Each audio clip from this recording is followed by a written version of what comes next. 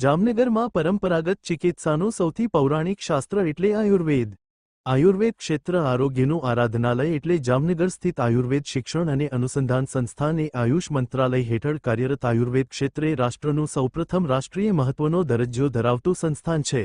આજ રોજ 12 જુલાઈના રોજ સંસ્થાનો પ્રથમ પદવીદાન સમારોહ કેન્દ્રીય આયુષ મંત્રી પ્રતાપરાવ જાદવની અધ્યક્ષતામાં યોજવામાં આવી રહ્યો છે.